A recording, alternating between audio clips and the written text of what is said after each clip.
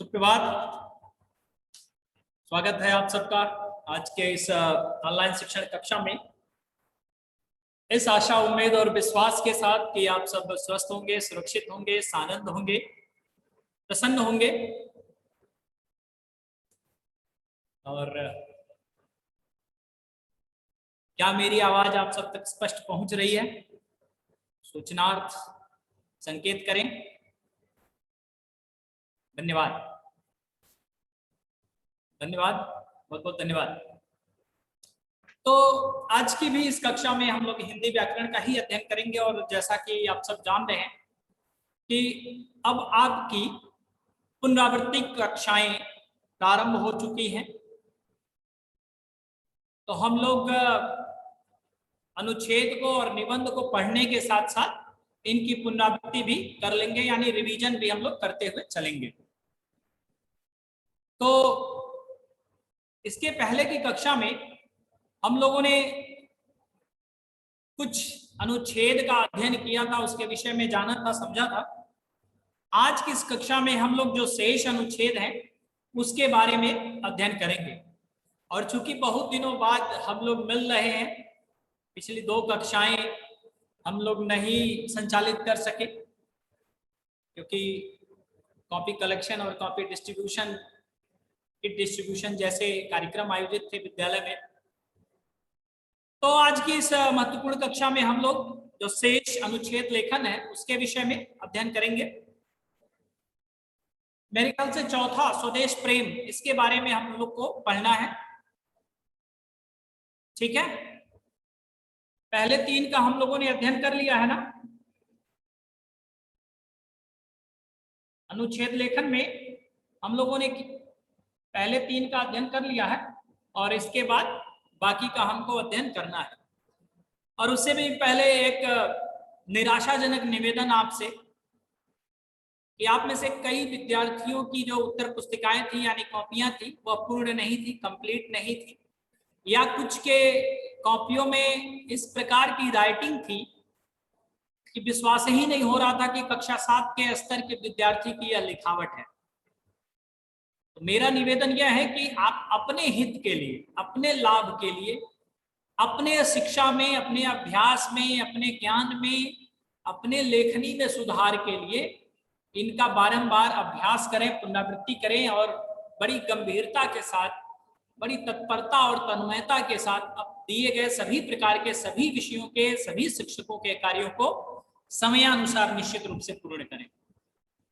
ठीक है, ताकि आगे इसका कोई नुकसान ना उठाना पड़े आपको। जैसे अभी आंतरिक मूल्यांकन के नाम पर आपको निश्चित रूप से हानि हुई है। कुछ विद्यार्थी ऐसे थे जो पिछले बार जितना उन्होंने लिखा था उतना ही इस बार भी सबमिट कर दिया।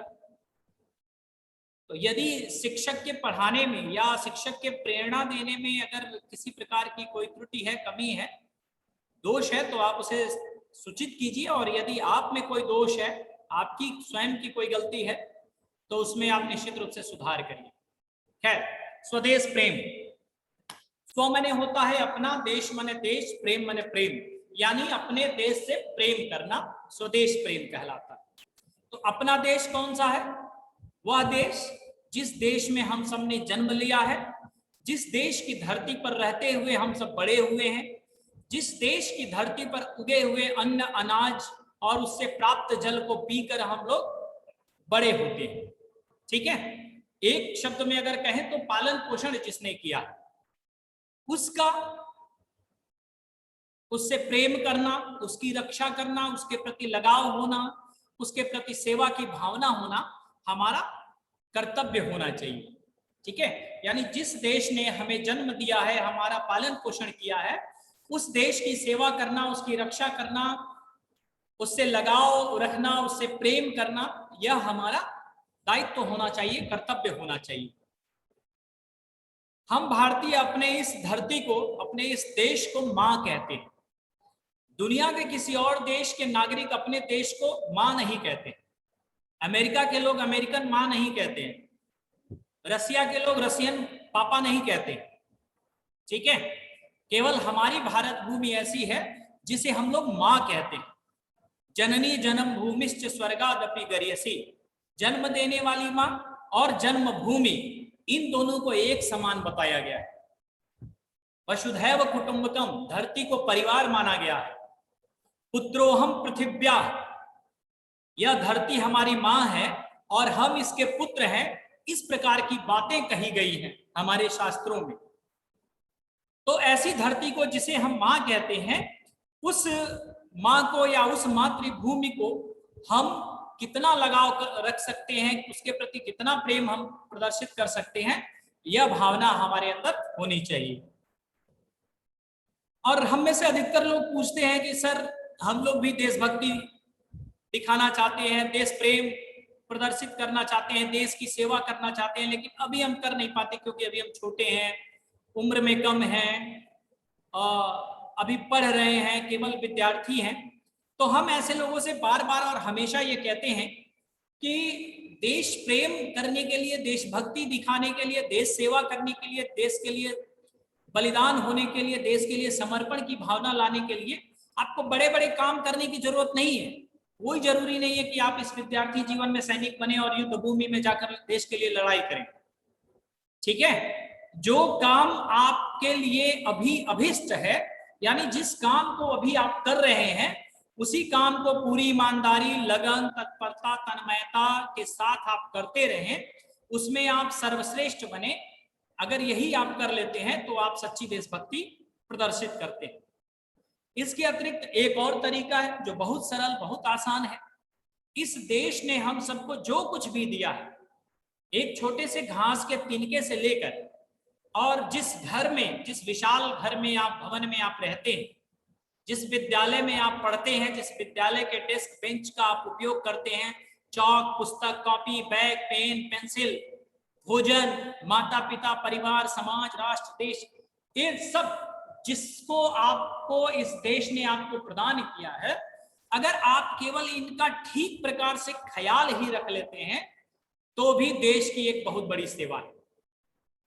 कोई पौधा है और अगर वो सूख रहा है, कहीं भी है वो, और उसमें आप पानी डालकर और उसको पुनर्जीवित कर देते हैं, तो यह अपने आप में देश की एक बड़ी सेवा है। अगर आप अपने विद्यालय के डेस्क और बेंच को नुकसान नहीं पहुंचाते हैं, तो यह अपने आप में एक देश सेवा है। यह केवल विद्यालय की सेवा नहीं है, यह आपके देश की सेवा है, क्योंकि आपका विद्यालय आपके देश से जुड़ा हुआ है, उसी देश का एक अंग है। ठीक है, तो हम सबको अपनी देशभक्ति इसी प्रकार से दिखाने के लिए तैयार रहना चाहिए। हम सबको अपना सर्वस्व न्यौछावर करने के लिए, बलिदान करने के लिए, और आवश्यकता पड़े तो प्राणोत्सर्ग यानी जान भी देने के लिए हाजिर होना चाहिए। ठीक है, आपकी पहचान क्या है? अभी जैसे मान लीजिए आपने कौशिकी, अंशिका, सौरभ, गीतिका, शिवम, शुभ, गौरी, उत्कर्ष, प्रणव, ये जितने नाम हैं, इशिता, ये आपका इस विद्यालय में केवल एक पहचान है, कक्षा 7 में केवल यह एक पहचान है। ठीक है, यह पहचान भी पूरी नहीं है, क्योंकि अगर मान लीजिए कि आप में से कोई विद्यार्थी, कोई 2 विद्यार्थी एक नाम के हों, तो उनकी पहचान में समस्या हो सकती है। तो फिर आपके पिताजी के, माताजी के नाम से आपकी पहचान स्पष्ट होती है। तो यह जो है, यह हमारी केवल एक कक्षा 7 के लिए पहचान है कि मेरा नाम ये है, लेकिन पूरे विश्व के लिए आपकी पहचान आपका देश होता है। तो उस देश के लिए हमें तन, मन, धन सब कुछ समर्पित करने के लिए तैयार रहना चाहिए। उदाहरण आप देख लीजिए, महात्मा गांधी, स्वामी विवेकानंद, चंद्रशेखर आजाद, भगत सिंह, सुभाष चंद्र बोस, अशफाक उल्लाह खान, वीर अब्दुल हमीद, बहुत से ऐसे लोग हैं जिन लोगों ने देश की सेवा के लिए, देश की स्वतंत्रता के लिए अपना बलिदान कर दिया। और उसका परिणाम क्या है कि आज भी हम लोग बड़े श्रद्धा के साथ, सम्मान के साथ उनका नाम लेते हैं। उनके जन्म तिथि को, उनके मृत्यु दिवस को बड़े ही शान से हम लोग सम्मान से मनाते हैं। अगर हम भी ऐसा करते हैं तो हमारा भी सम्मान समाज करेगा। देश में राष्ट्रीय एकता की स्थापना कैसे हो? धर्म के आधार पर, जाति के आधार पर, वर्ग के आधार पर, भाषा के आधार पर, प्रांत के आधार पर, ये जो भेद है, अंतर है, इसको हम कैसे मिटाएं, यह सब हमारे लिए आवश्यक है। वो लास्ट की लाइन लिखी है कि जिस व्यक्ति में यह भावना नहीं पनपी वह पत्थर के समान है। इसकी पंक्ति कैसे है? जो भरा नहीं है भावों से, बहती जिसमें रसधार नहीं, जो भरा नहीं है भावों से, बहती जिसमें रसधार नहीं, वह हृदय नहीं, वह पत्थर है जिसमें स्वदेश का प्यार नहीं। तो चूंकि आपको अनुच्छेद लेखन में मुहावरों का, लोकोक्तियों का, उदाहरणों का प्रयोग नहीं करना चाहिए, इसलिए इस तरह के आप पंक्तियों का प्रयोग न करें, लेकिन इसको गद्य रूप में आप चाहें तो लिख सकते हैं। यानी जिस व्यक्ति के अंदर देश प्रेम की भावना नहीं है, वह व्यक्ति पत्थर के समान होता है। ठीक है। प्रातः काल का भ्रमण है। इसके बाद प्रातः काल का भ्रमण कितना आनंददायक होता है, कितना लाभदायक होता है, आप इससे परिचित हैं। प्रातः काल का जो वातावरण होता है सुरम्य होता है, मनोहर होता है, हवा एकदम स्वच्छ होती है, साफ होती है, शीतल मंद सुगंधित उस समय वायु बह रही होती है। तो वह हमारे मन को, हमारे चित्त को, हमारे शरीर को आनंद प्रदान करती है। और सुबह भ्रमण करने से यानी टहलने से आप सब जानते हैं कि शरीर स्वस्थ रहता है, हम लोग चुस्त दुरुस्त रहते हैं, फुर्तीले बने रहते हैं, पूरे दिन हम लोग एकदम तरोताजा महसूस करते हैं। और प्रातः काल भ्रमण का मतलब 10 बजे सुबह भ्रमण करना नहीं, 4 बजे 5 बजे आप उठकर भ्रमण करिए, आधे घंटा 1 घंटा, उसके बाद आपके पास देखेंगे कि आपके पास बहुत टाइम बचा हुआ है। तो फिर पूरे दिन आपके पास जो भी काम करना है उन सब कामों के लिए अतिरिक्त समय बच जाता है। और भी आप जो सुंदर दृश्य देखते हैं प्रातः टहलते समय, सुंदर सुंदर फूल खिले होते हैं, पेड़ पौधों को आप देखते हैं, तो इससे आपके मन को, चित्त को एक आनंद, ऊर्जा, एक आकर्षण प्राप्त होता है। ये सब लाभ है, इसको भी आप लोग पढ़िएगा। अंतरिक्ष में मानव के बढ़ते कदम। अब यह विज्ञान का युग है। हम लोग कहते हैं ना कि आज का युग वैज्ञानिक युग है या आज का युग विज्ञान का युग है। आज के समय में हम लोग अपना जो जीवन जी रहे हैं, वह जीवन एक तरह से कह लीजिए कि विज्ञान पर बहुत अधिक आधारित। जैसे जिस माध्यम से हम लोग अभी शिक्षण कर रहे हैं, पढ़ाई कर रहे हैं, यह माध्यम भी हमारे लिए विज्ञान की ही देन है। इसी विज्ञान ने फोन बनाया, इसी विज्ञान ने जूम बनाया, इसी विज्ञान ने वीडियो कॉलिंग और वीडियो कॉन्फ्रेंसिंग और वीडियो मीटिंग जैसे साधन और उपाय हमको दिए, जिसके कारण आज हम लोग एक दूसरे के समक्ष प्रस्तुत हैं। तो ये सब कैसे हुआ? ये सब मानव के, मनुष्य के पुरुषार्थ से हुआ, उसके परिश्रम से हुआ, उसके लगन से हुआ। आप लोग जब इतिहास पढ़ते हैं तो इस इतिहास में आपने पढ़ा होगा कि पूर्व पाषाण युग यानी पत्थर का समय जब था पहले, उसके भी पहले का युग आदि मानव का समय था। फिर आया पाषाण युग, फिर उत्तर पाषाण युग, फिर उसके बाद क्रमशः मानव जीवन में विकास होते होते, सामाजिकता में विकास होते होते आज हम लोग एक सामाजिक प्राणी कहे जाते हैं। आदि मानव पहले नंग धड़ंग रहा करते थे, बिना वस्त्रों के रहा करते थे, कच्चा भोजन करते थे, जीवों का शिकार करते थे और मारकर खा लेते थे। शेर, कुत्ते और बकरी हम कहने जा रहे थे, लेकिन बकरी नहीं, शेर, कुत्ते और बाकी जंगली हिंसक जानवरों की तरह। ठीक, तो उन पशुओं में और हम सब में कोई अंतर नहीं रहा होगा उस समय। लेकिन आज हम लोगों को विज्ञान ने सिखाया है कि हम लोग आग कैसे जलाएं, हम लोग भोजन कैसे पकाएं, हम लोग सुपाच्य स्वादिष्ट भोजन कैसे करें। तो यह हमारे पुरुषार्थ के कारण आज संभव हुआ है। और वही विज्ञान आज हम सबको विकसित करते करते अंतरिक्ष युग में ले जा चुका है। यानी आज हमने अपनी धरती को तो नाप ही लिया है, अब हमारे कदम अंतरिक्ष की तरफ भी बढ़ रहे हैं, आकाश की तरफ भी। और आप सब जानते हैं कि चंद्रमा तक हमारी पहुंच हो चुकी है, मंगल पर उतरने की तैयारी हो रही है, दूसरे ग्रहों पर पहुंचने की, वहां जीवन के खोज की तैयारी हो रही है। तो चंद्रमा का पूरा रहस्य हम लोग जान चुके हैं, मंगल का भी अधिकांश रहस्य हम लोग जान चुके हैं।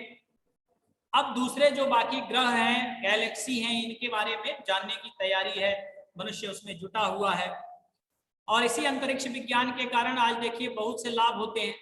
इसी अंतरिक्ष विज्ञान के कारण हम सबको मौसम संबंधी जानकारी प्राप्त हो जाती है कि कब वर्षा होगी, एक्यूरेट टाइम, एग्जैक्ट टाइम आपके फोन में आपको पता चल सकता है कि आज के दिन अगर बारिश होगी तो कब होगी, अगर आंधी तूफान चलेगा तो कब चलेगा, कब बंद हो जाएगा। तो ये केवल उसी अंतरिक्ष विज्ञान की देन है। और अब तो आजकल आप लोग चर्चा में सुन रहे होंगे, अगर न्यूज और समाचार पढ़ते, देखते, सुनते, पढ़ते हैं, तो उसमें आप लोगों ने सुना होगा, पढ़ा होगा कि अब अंतरिक्ष यात्रा की तैयारी हो रही है। जैसे हम लोग यहाँ से घूमने जाते हैं ना, दिल्ली, आगरा, मुंबई, कलकत्ता और बाकी जगहों पे, उसी तरह से अब लोग अंतरिक्ष में घूमने की तैयारी कर रहे हैं। उनको अब पिकनिक मनाना है तो वो चंद्रमा पे जाके और वहां पिकनिक मनाएंगे। ठीक है, खैर अभी ये हम लोग के वश की बात नहीं है, उसके लिए बहुत पैसा भी खर्चा होगा और उसके लिए शारीरिक रूप से हम लोगों को उतना तैयार भी रहना है, तो अभी हमारे लिए नहीं, लेकिन आने वाले समय में हो सकता है कि हम लोग भी चंद्रमा पे चले किसी दिन टूर पर। ठीक है, विदाउट वीजा, विदाउट पासपोर्ट। तो कितने लोग चलेंगे, हाथ उठा लो। हाँ देखो, बहुत सही, बहुत सही। हम गांव में एक कहावत कही जाती है, एकदम हाथ उठते जा रहे हैं। गांव में एक कहावत कही जाती है, भोजपुरी में है, बताएं। वो इसलिए हम प्रयोग करते हैं कि वो हिंदी का ही एक अंग है, गाछे कटहर ओठे तेल। यानी कटहल जो है वह अभी पेड़ में अभी लगा हुआ है, छोटा सा कटहल है बेचारा, बतिया जानते हैं ना, छोटा सा एकदम, तो बेचारा अभी छोटा सा कटहल हुआ नहीं है। और इधर नीचे बैठ के लोग कटहल का कोवा सुने हो ना, वो खाने की तैयारी। अरे कटहल जब पक जाता है तो उसका कोवा हो जाता है, उसी कटहल की सब्जी खाते हो कच्चे पर, और वही जब पक जाता है तो कोवा बन जाता है, तो उसको लोग खाते हैं। तो उस समय होठ होठ पे तेल लगा के बैठ जाते हैं कि अरे कहीं उसका जो क्या कहते हैं, अरे उसमें लाशा जिसको हम लोग भोजपुरी में कहते हैं, जो चिपक जाता है, तो वो होठ पे ना चिपके इसके लिए पहले ही लोग होठ पे तेल या वैसलीन लगा के बैठ जाते हैं कि अब पकेगा और इसको खाएंगे। और पता चल रहा है बेचारा अभी छोटा सा है, उसको महीनों लग जाएंगे पकने में। तो उसी तरह भी कई साल लग जाएंगे टूर जाने में चंद्रमा पर। अब पहले ही से हाथ हम कह दिए तो हाथ उठा के तैयार हो गए, हाथ नीचे कर लो, दर्द करेगा। तो इसमें वही चीज लिखा है कि अभी कुछ यात्री गए भी हैं और बहुत से लोग अभी जाने की तैयारी में हैं अंतरिक्ष की यात्रा पर, घूमने की यात्रा पर। तो हम लोग भी जाएंगे ही, कभी समय आएगा। तो उस अंतरिक्ष विज्ञान के कारण पृथ्वी कैसी दिखती है, पृथ्वी का जो वायुमंडल है वो कैसा है, ये सब हम सबको आज के समय में पता चल चुका है और हम विज्ञान में इसको पढ़ चुके हैं, भूगोल में इसको हम लोग पढ़ चुके हैं।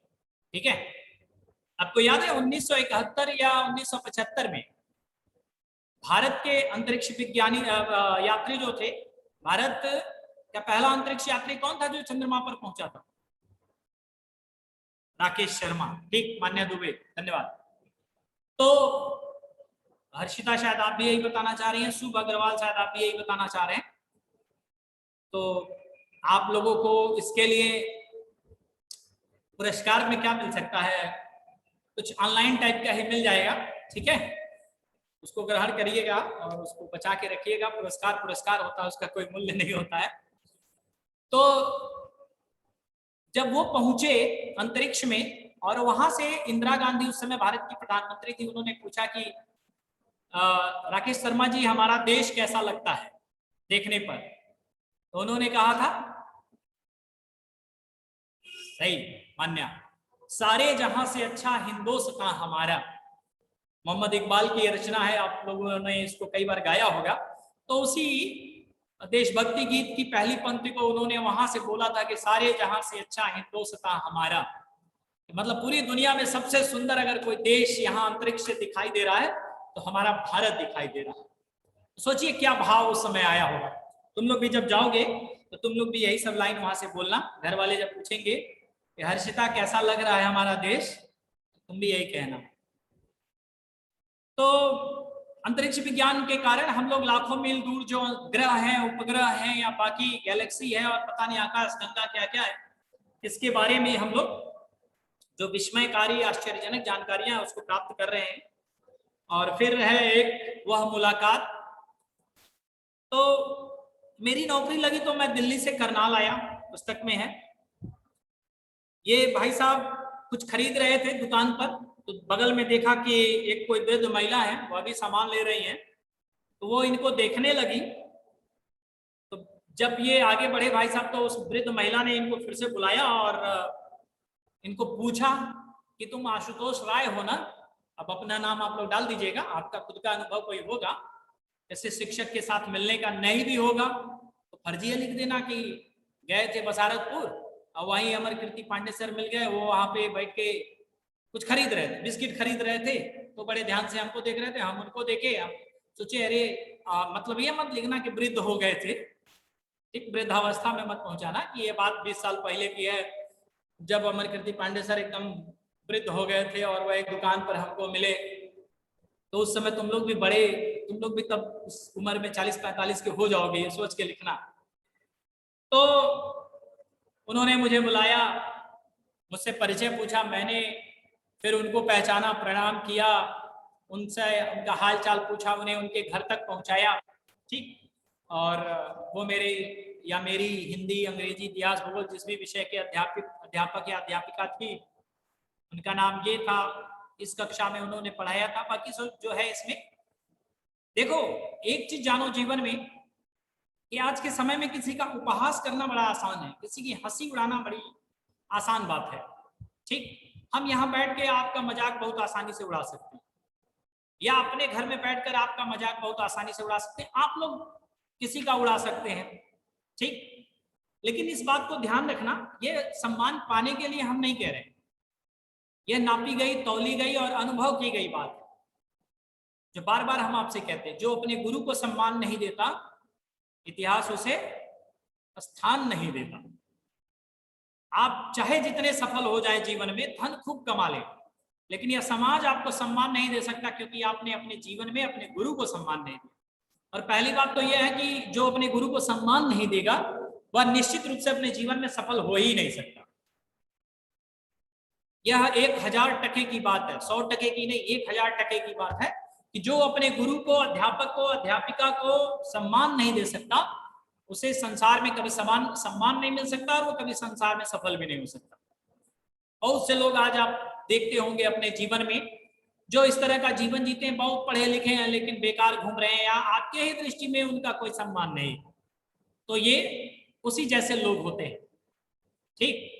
तो जितना अधिक आप सम्मान दिखा सकते हैं, वो कोई मूर्खता नहीं है, वो कायरता नहीं है। आजकल बहुत से विद्यार्थी सोचते हैं अरे हम अपने गुरु को प्रणाम करेंगे तो बाकी मेरे दोस्त देखेंगे तो बुरा कहेंगे या मेरे बारे में गलत सोचेंगे, ठीक। ऐसे बेवकूफों की चिंता नहीं करो, हाथी चलती जाती है और कुत्ते भौंकते रहते हैं। तो जब अच्छा काम करो जीवन में, तो कभी किसी व्यक्ति की चिंता मत करो। दुनिया का सबसे बड़ा रोग क्या कहेंगे लोग, तो जब लोगों की चिंता करते हुए कोई काम करोगे तो जीवन में कभी सफल नहीं हो सकते, ठीक है। वो छोटी सी कहानी है ना मेढक वाली, कुछ कि 2-3 मेढक थे, कहीं बैठे हुए थे, या नहीं 2-3 आदमी ही मान लो, 2-3 आदमी कहीं थे और सामने एक पहाड़ था, पहाड़ पे चढ़ना था, तो कोई नीचे से चिल्ला चिल्ला के बोल रहा था कि अरे पहाड़ पे मत चढ़ो, बहुत खतरनाक है, गिर जाओगे, मर जाओगे, वहां पे जितने लोग आज तक हैं सब गिर के मर गए, कोई उस पर सफल नहीं हुआ। तो 3 लोग थे, तो तीनों लोगों में से 2 लोग रुक गए, एक जो था वो चढ़ते चला गया, चढ़ते चला गया। हालांकि तीनों नीचे देख रहे थे कि नीचे से कोई कुछ चिल्ला के ऐसे ऐसे कर रहा है, हाथ के इशारे से बोल रहा है, कुछ कह रहा है, तो 2 तो वहीं रुक गए, तीसरा उनको अनसुना करते हुए चला गया। तो जब चढ़ गया तो उससे फिर पूछा गया कि अरे बेवकूफ, तुमको भी रोका गया था, 2 रुक गए, तुम क्यों नहीं रुके? तो इशारा किया कि भाई साहब हम सुनते उनते नहीं है, कान से बहरे हैं। तो पूछा कि अच्छा आप लोग बोल क्या रहे थे? तो वो कहे, नीचे वाले आदमी क्या कह रहे, हम लोग रोक रहे थे कि बड़ी खतरनाक पहाड़ है, चढ़ोगे तो फुटक जाओगे, निकल लोगे। तो बेचारा कहा कि तब तो बढ़िया हुआ कि हम भगवान की कृपा से बह रहे हैं, अगर ये दोनों बेवकूफों की तरह सुन के और रुक गए होते तो आज हम नहीं चढ़ पाते, आज ये उपलब्धि हमको नहीं मिलती। और लेकिन तुम लोग चिल्ला रहे थे और हमको ये लग रहा था कि तुम लोग मेरा उत्साह बढ़ा रहे हो और हमको उत्साह जोश दिला रहे हो कि हाँ हाँ चढ़ो, कमान, यू कैन डू इट, और पता नहीं क्या क्या। तो बेचारा अनसुना किया तो पहाड़ पे चढ़ गया, जो सुने वो बेचारे वहीं के वहीं रह गए, ठीक ना। तो इतिहास में उनका नाम भी कभी नहीं आएगा। उल्टे उनकी हंसी उड़ेगी। तो हम लोग को भी अपने जीवन में जितना अधिक हम अपने माता पिता और गुरुजन का सम्मान कर सकते हैं उतना करना चाहिए। हम आपसे हमेशा कहते हैं कि आप अपने गुरु को देखते हैं यहाँ विद्यालय में तो good morning sir, good morning miss, good afternoon sir, good afternoon miss कहते हैं। बहुत से संस्कारी और बहुत अच्छे विद्यार्थी होते हैं जो प्रणाम भी करते हैं, कोई बुराई नहीं है उसमें। लेकिन जब आप अपने गुरु का सम्मान करते हैं तो इसी प्रकार से आप अपने माता पिता का भी सम्मान करिए, क्योंकि हमसे या हमारे जैसे शिक्षकों से भेंट होने से पहले आपकी भेंट आपके माता पिता से पहले होती है। वो आपके प्राथमिक और प्रथम शिक्षक होते हैं, तो उनका सम्मान करते हुए फिर आप सम्मान करिए, तो वो आपको फलित होगा, उसका लाभ मिलेगा। खैर, तो ये है। और ये बात सही है कि देखिए जीवन में एक शिक्षक के जीवन में बहुत से विद्यार्थी आते हैं, ठीक है, और उन विद्यार्थियों में सब नहीं याद रहते हैं, कुछ ही होते हैं जो याद होते हैं, ठीक है, कुछ ही होते हैं जो याद रहते हैं, बाकी जो होते हैं वह केवल बस पढ़े होते हैं। तो जो विद्यार्थी याद रहते हैं वो केवल इसलिए याद रहते हैं क्योंकि वो पढ़ने में ठीक होते हैं या संस्कारी होते हैं। मेरी अपनी व्यक्तिगत मान्यता है कि अगर आप पढ़ने में बहुत अच्छे नहीं हैं तो कोई बात नहीं, आप अच्छे बनने का प्रयास करते रहिए, लेकिन किसी भी दशा में आप अच्छे हो या अच्छे ना हो पढ़ने में, आपको अपना संस्कार, आपको अपनी परंपरा का त्याग नहीं करना चाहिए, अच्छी आदतों को आपको नहीं छोड़ना चाहिए, ठीक है। कई बार होता है कि आपकी अच्छाइयों को देखकर आपकी गलतियों को क्षमा कर दिया जाता है, ठीक। आप पढ़ने में बहुत अच्छे हैं, कोई गलती करते हैं तो मेरे जैसा शिक्षक और उसको कूटना चाहता है कि पढ़ने में अच्छे हो के गलती कर रहे हो, तो हमको ये होता है कि मेरे घर के बच्चे जैसे हो तो तुमको बिगड़ना नहीं चाहिए, ठीक है। तो हम उसको और डांटेंगे ताकि वो ना करे। लेकिन अगर आप कोई गलती नहीं करते हैं और बहुत अच्छे स्वभाव के हैं और अचानक कोई गलती हो जाती है आपसे, तो ऐसी दशा में आपको छोड़ा जा सकता है। क्यों? क्योंकि आपके अंदर अच्छाई है, वो स्वीकार कर लिया जाता है कि आप ये गलती किसी गलती की वजह से, वो गलती से मिस्टेक हो जाती है जो, तो उसके कारण हुई है, ठीक, तो वो क्षम्य होता है। खैर, तो बहुत कम विद्यार्थी होते हैं जो कई वर्षों बाद भी याद रहते हैं। हमारे शिक्षक हैं, बहुत से शिक्षक पढ़ाए होंगे, नाम तो खैर सबका याद होता है, लेकिन कुछ लोग ऐसे होते हैं जिनका प्रभाव जीवन में बहुत अधिक होता है, जिनके प्रति सम्मान की भावना बहुत अधिक होती है, ठीक है। जैसे हमारे एक शिक्षक ने हमको याद किया था, अभी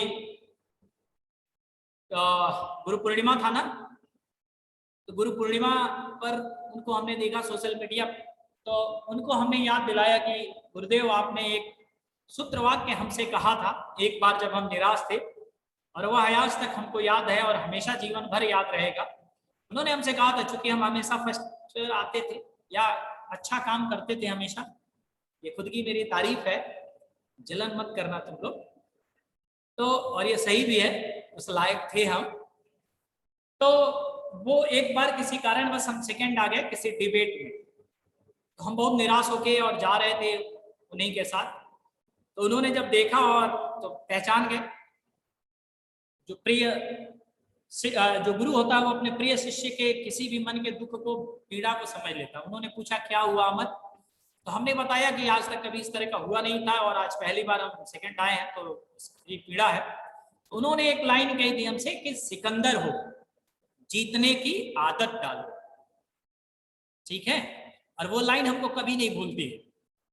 देखो सिकंदर अंत के युद्ध में हारा ना, भारत में आके पराजित होकर गया, बहुत खराब मृत्यु हुई उसकी, आंख फूट गया, हाथ पे उसके तीर लग गया, चोट लग गया, बीमार होकर यहां से गया, अपने राज्य जब गया मकदुनिया जाते जाते मर भी गया। इतनी दुर्गति के बावजूद भी, क्या हर्षिता?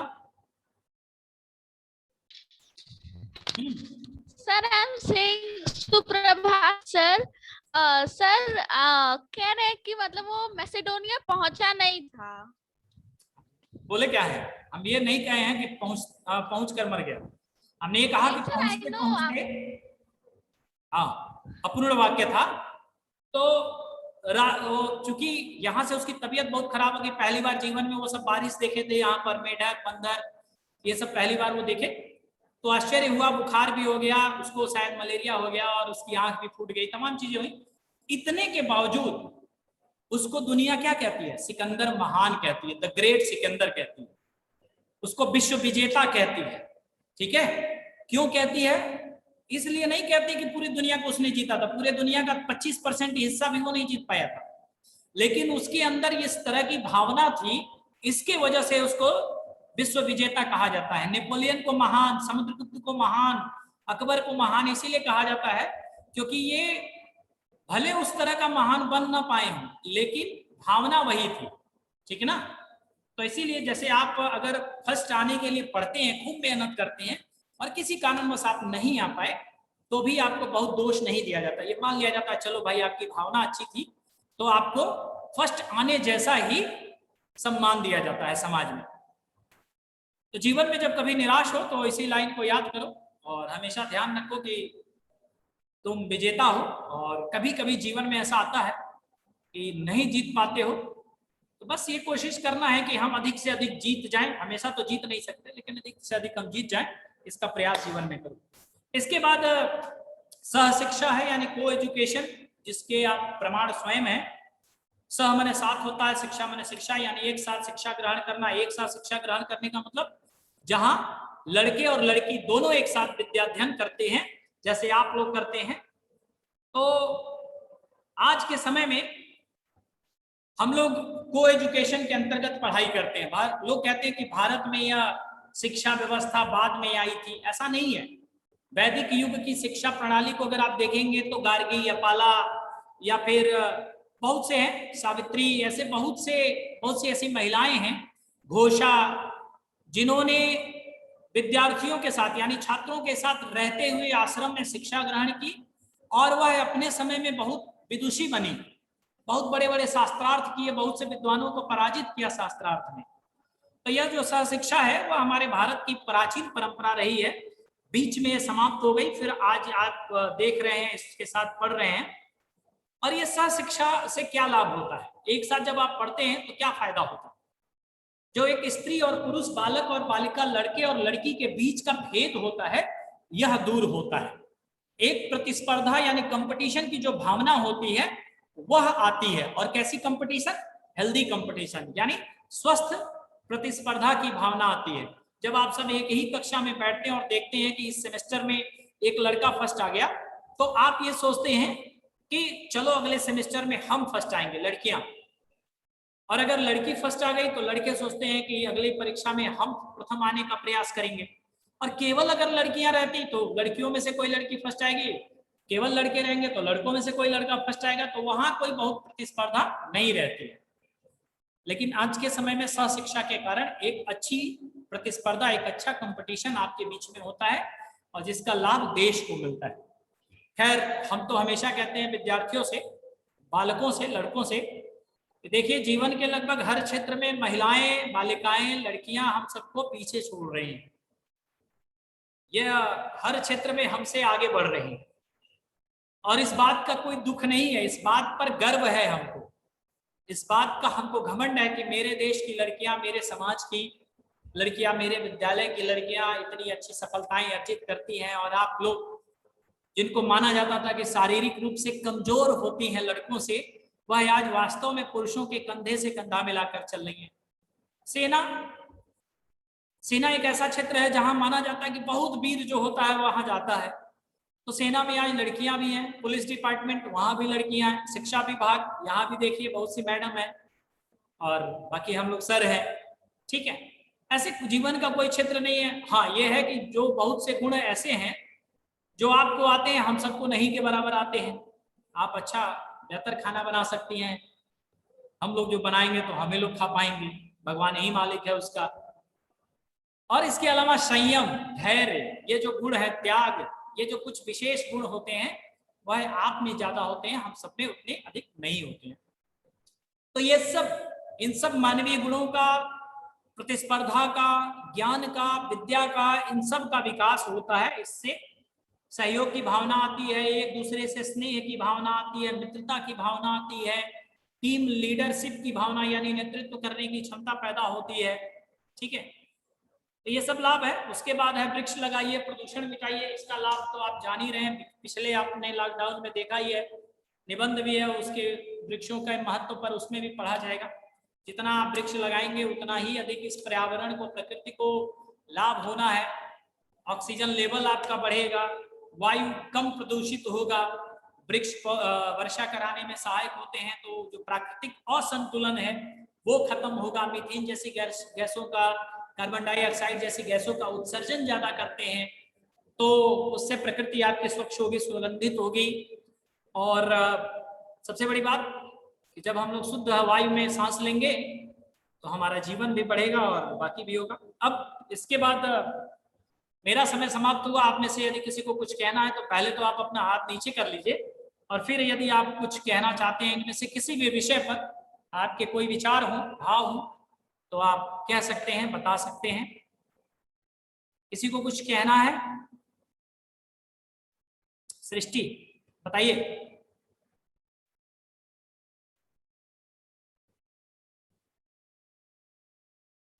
सृष्टि, समस्या है लग रहा है नेटवर्क संबंधी। इशिता, सृष्टि, हेलो। हाँ सॉरी, फिर से बोलिए। हेलो आप बोलिए, फोन लग चुका है। सर, आपकी आवाज नहीं आ रही है। हेलो आप बोलिए, आपकी आवाज सुनाई दे रही है। सर, अनुच्छेद में कौन कौन सा आएगा फर्स्ट सेमेस्टर में? सारी लंका जल गई, सीता जी का पता नहीं। पूरा अनुच्छेद आपको पढ़ना है और उसमें से कोई अनुच्छेद पूछा जाएगा और उसका आपको उत्तर लिखना है। ठीक है, पूरा अनुच्छेद यानी 9 अनुच्छेद आपको पढ़ना है। ठीक,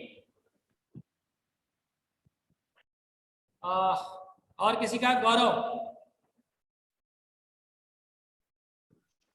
सुप्रभात महोदय। प्रभात। सर, हमको ये पूछना था कि निबंध में कितने शब्द लिखने हैं? ओ, कम से कम 1.5 पेज लिखिए, और मान के चलिए कि 200 शब्द आप तैयार करके चलिए। ठीक है सर, आंसर शीट की 1.5 पेज? जी। 180 ठीक है सर। शब्दों, सुनिए, 180 शब्दों में निबंध लेखन होता है। इस बार से 180 शब्दों में लिखना होगा, तो आप 200 शब्द में तैयार करिए। ठीक है, 5 पैराग्राफ आप तैयार करिए, हो जाएगा कंप्लीट 4-5 पैराग्राफ में। और सर, ये मुहावरे में 2 तरह के मुहावरे दिए हैं, तो सिलेबस में दिया 6 मुहावरे, तो कौन से 6 मुहावरे याद करने हैं? इसके बारे में भी हम बताएंगे ही, लेकिन चलिए क्योंकि आपने पूछ लिया तो आज हम आपको बता ही दें। लोकोक्ति एवं मुहावरे दिया गया है ना, पेज नंबर? हाँ sir. Sir, page number 79। Page number 79। 79? 79। हाँ, तो 6 मुहावरे हैं ना पहले सेमेस्टर में। तो ये हाँ अंग संबंधी मुहावरे 1, अक्ल संबंधी मुहावरे 2, आंखों संबंधी मुहावरे 3, कलेजे संबंधी मुहावरे 4, कान संबंधी मुहावरे 5 और नाक संबंधी मुहावरे 6। ठीक है, तो नाक संबंधी मुहावरे तक में आपको तैयार करना है। और सर, यहाँ पे अन्य मुहावरे भी दिए हैं, उसमें से भी 6 याद करने हैं? जी नहीं, अभी इतना ही पढ़िए, और वो मेरे ख्याल से 3rd सेमेस्टर यानी एनुअल एग्जाम के लिए वो निर्धारित होता है संभवतः, तो देख लीजिएगा। जितना सिलेबस में दिया गया उतना ही तैयार करिएगा। और उसके पहले मेरा निवेदन है कि जो कुछ मेरे पीडीएफ में ऐसे गलती हो गया था और आप लोगों में से बहुत से लोगों ने नहीं सुधार किया था, खासकर वो जो अनिश्चयवाचक परिणाम, नहीं, अनिश्चयवाचक परिणाम विशेषण था, और उसके साथ एक था अनिश्चित संख्यावाचक विशेषण और अनिश्चित परिमाणवाचक विशेषण। दोनों में अधिकतर लोगों ने सही नहीं किया था, न का प्रयोग नहीं किया था, कुछ लोगों ने कर लिया था। तो बाकी की कॉपी पर तो हमने सही कर दिया, केवल सेक्शन ए और बी, 7th ए और बी इनके कॉपियों में शायद नहीं कर पाए, तो उसको आप लोग अपने तरफ से सही कर लीजिएगा और जैसा बताया गया वैसा ही लिखिएगा। ठीक है, और किसी का कोई प्रश्न है? सांभवी प्रश्न है, पूछें। यस सर, गुड मॉर्निंग प्रभात। सर। जो विलोम दिया हुआ है पेज नंबर 68 पे, उसमें सिलेबस में लिखा है कि 1 से 25 तक लर्न करना है, तो सर इसमें नंबरिंग नहीं दी है, तो कहाँ तक करना है? तो 1 से 25 तक दिया है, ठीक है। हाँ सर। सिलेबस में देखिए शब्द दिया है क्या? नहीं सर, शब्द नहीं दिया है। शब्द नहीं लिखा गया है? नहीं। तो जो सबसे पहले होगा वो पहला होगा, उसके बाद गिनते चले जाइए। जैसे चलिए ये भी बता देते हैं, जैसे विलोम है तो आरंभ को पहला मान लीजिए, ठीक है। हाँ। और उसके बाद गिनते चले जाइए, आवरण को दूसरा, उत्कृष्ट को तीसरा, और इसी तरह से आप रात तक 24 नंबर तक है ना, 1 से 24? नहीं सर, 25 तक है। 25 है, तो लौकिक तक आप तैयार कर लीजिए। ठीक है सर। ठीक है, हाँ, थैंक यू। ओके। और किसी का कोई प्रश्न? हाथ नीचे करते जाइए जिसका हो गया। हर्षिता प्रश्न है? सर कोई प्रश्न नहीं है, मुझे एक दोहा बताना है। बताएं। सर आप जो कहे थे ना गुरु का सम्मान करने पर, उसी पर है दोहा। हाँ, गुरु गोविंद दो खड़े काके लागू पाए, बलिहारी गुरु आपने जिन गोविंद दियो बताए। सोचो, भगवान और गुरु दोनों अगर एक साथ खड़े हैं तो बेचारे कबीर दास जैसे बिना पढ़े लिखे आदमी को कितना ज्ञान था कि वो समझ गए कि नहीं, भगवान के बारे में गुरु ने पहले बताया तो पहले गुरु का सम्मान करें। तो बेचारे पढ़े लिखे नहीं थे, तो भी वो समझ गए। और हम लोग इतना पढ़े लिखे होने के बावजूद नहीं कर पाते, तो ये कितनी खराब और गलत बात है, ठीक है ना।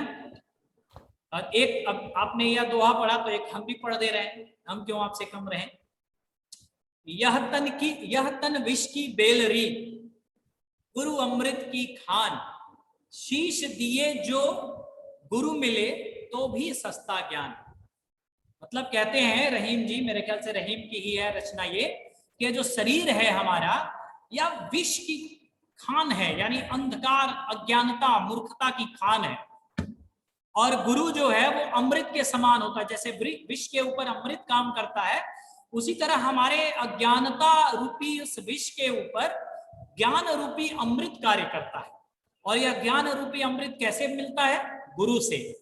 और इसीलिए कहते हैं कि शीश दिए जो गुरु मिले तो भी सस्ता ज्ञान, कि अगर आपको आपके सतगुरु यानी सच्चे गुरु जो आपके हित की बात करते हैं, आपके लाभ के लिए कार्य करते हैं, आपको सही शिक्षा प्रदान करते हैं, अगर वह शीश चढ़ाने पर यानी प्राण देने पर भी अगर मिल जाए तो समझ लो वो भी सस्ता है। जैसे सब्जी खरीदने गए, 20 रुपया किलो लौकी खरीद रहे हो, अब पता चला पूरा बाजार 3 चक्कर घूमे हो और कोई बेचारा 18 रुपया में दे दिया, तो घर आके एकदम सिकंदर की तरह विश्व विजेता बनते हुए कहते हो ना, मम्मी 20 रुपया की जगह 18 रुपया हम लौकी लेके चले आए, 2 रुपया फायदा, सस्ता है ना। उसी तरह से शीश देने के बाद यानी मस्तक चढ़ाने के बाद, प्राण देने के बाद, जीवन उत्सर्ग करने के बाद, स्वयं को न्यौछावर करने के बाद भी अगर कोई सदगुरु आपको मिलते हैं तो फिर भी आप बहुत सस्ते में निपट गए, ठीक है। और यहाँ देखो, यहाँ जो गुरु लोग मिल रहे हैं वो खाली फीस देने पर मिल जाते हैं लोग आज के टाइम में, है ना। एक तो पेन भी अगर कोई मांग ले गलती से कि बेटा ब्लू कलर का पेन है क्या, दे देना, अभी सिग्नेचर करना है या कुछ लिखना है, अभी दे देंगे, तो तुम लोग कहते हो यस सर आई हैव, दोगे तुरंत, और फिर साइन जो ही सर किए, सर वो मेरा पेन आप लिए हैं सर, दे दीजिए। तो सोचो कितने सस्ते में तुम लोग निपट रहे हो, अच्छा है, कलयुग है, ऐसा ही होता है। वैष्णवी, कोई प्रश्न है? पूछिए। सुप्रभात महोदय। सुप्रभात। मेरा प्रश्न यह है कि एग्जाम के चैप्टर के बीच में से मतलब बुक के अंदर से कोई क्वेश्चन आ सकता है? फिर से पूछिए। एग्जाम में चैप्टर मतलब हिंदी 1 के किसी चैप्टर के बीच में से प्रश्न आ सकते हैं? चलिए, पहले तो लग रहा है जैसे LKG की कोई बहुत एकदम मतलब क्या कहते हैं, बहुत मासूम सी विद्यार्थी है, पूछ रही है। सुप्रभात महोदय, मेरा प्रश्न यह है। अच्छा लगा, अच्छी बात है। प्रश्न भी आपका बहुत अच्छा है। देखिए, अभ्यास प्रश्न जो है, ठीक है, वो तो आता है, ठीक है। अभ्यास प्रश्न जो पाठ के अंत में दिया होता है ना, जैसे सही गलत या वाक्य में भेद करिए, सही गलत, सही वाक्य के सामने सही का चिन्ह लगाइए, ठीक है। या मान लीजिए अगर आपने पढ़ा है अभिकारी शब्द, तो उसमें अभिकारी शब्द छाटिए, या दूसरे अभ्यास प्रश्न जो हैं भाववाचक संज्ञा बनाइए, सर्वनाम छाटिए, इस तरह के जो उसमें अभ्यास में दिए गए हैं वो प्रश्न तो आएंगे ही। और पाठ के बीच में मतलब परिभाषाएं, ठीक है। तो जितना हमने आपको PDF में उपलब्ध कराया है, मान के चलिए उसी में से आना है, वही आएगा। और PDF में लगभग सब परिभाषा दे ही चुके हैं हम। जैसे मान लो कि अगर सर्वनाम है पाठ, तो सर्वनाम में उसके जो भेद हैं, सारे भेदों की परिभाषा आपको हमने दिया ही है PDF में। सब आपने पढ़ ही लिया, लिख ही लिया, तो उसी में से आएगा, ठीक। सर एक और प्रश्न है। सर हम लोग अनुच्छेद अपने मन से बनाकर लिख सकते हैं? बिल्कुल, देश आजाद है 1947 से ही, आप भी आजाद हैं, आप लिख सकती हैं। बस ये ध्यान रखिएगा कि उस विषय से संबंधित हो। और वैसे भी हम आप लोगों से बार बार यही कहते हैं कि अनुच्छेद को पढ़िए। हम कभी नहीं कहते कि अनुच्छेद याद करो, निबंध याद करो, पत्र लेखन याद करो। अनुच्छेद को, निबंध को, पत्र लेखन को पढ़िए, एक दृष्टि, एक विचार उससे अपने मन में पैदा करिए कि हाँ ऐसे लिखना है। और बाकी जब लिखिए तो कोशिश करिए अपने शब्दों में लिखिए, ठीक है। कुमारी साक्षी जी, कोई प्रश्न है आपका? पूछिए। सुप्रभात सर। सुप्रभात। सर हमको ये पूछना है कि अनुच्छेद लेखन में अंतरिक्ष में मानव के बढ़ते कदम में पर्यटन का मतलब क्या होता है? अंतरिक्ष में पर्यटन? Yes sir. पर्यटन माने घूमना। जैसे कश्मीर क्या है, एक पर्यटन स्थल है। आगरा क्या है, पर्यटन स्थल है, यानी घूमने की जगह। तो पर्यटन माने घूमना, ठीक है। धन्यवाद सर। ओके, तो चूंकि समय समाप्त हो चुका है और आपके कोई प्रश्न भी नहीं है अब, तो इसलिए अब आपसे विदा लेने का समय आ चुका है। तो आपसे विदा लेते हैं इस आशा, उम्मीद और विश्वास के साथ कि पूरी तन्मयता के साथ आप अपने अध्ययन में रत रहेंगे, परीक्षाओं की तैयारी करेंगे। परीक्षाएं समीप आ चुकी हैं और चूंकि परीक्षा से एक दिन पहले आपको एक स्टडी लीव दी जाती है ना, तो उसके पहले संडे है, वो ऑफिशियल छुट्टी होती है आपकी। तो शनिवार को भी, यानी शायद 31 जुलाई को शनिवार पड़ेगा, उस दिन आपकी स्टडी लीव रहेगी। उस दिन आपकी कोई ऑनलाइन कक्षा नहीं रहेगी। आप उस दिन आराम से घर पर बैठ के पढ़ेंगे और अपने परीक्षा की तैयारी करेंगे। वरुणा, अंतिम में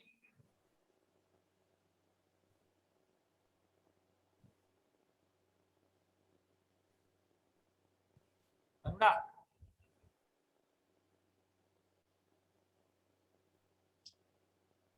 फिर आपकी आवाज नहीं आ रही है। चलिए। नहीं सर। हाँ पूछिए। सर लेटर को बना के लिख सकते हैं? लेटर का? सर लेटर को बना के लिख सकते हैं? लेटर को बना ही के लिखा जाता है देवी जी, जैसे आप अपनी इच्छा से लिख सकती हैं, ठीक है। बस सही होना चाहिए, स्पष्ट होना चाहिए। उसके लिए बहुत जरूरी है जो आपके पुस्तक में दिया गया उसको पढ़ लीजिए ना। एक बार पढ़ लेंगे तो फिर आपको याद करने की जरूरत ही नहीं है, वही आप लिख सकती हैं। तो समय समाप्त है, विदा लेने का समय है। मिलते हैं अगली कक्षा में। धन्यवाद। धन्यवाद सर।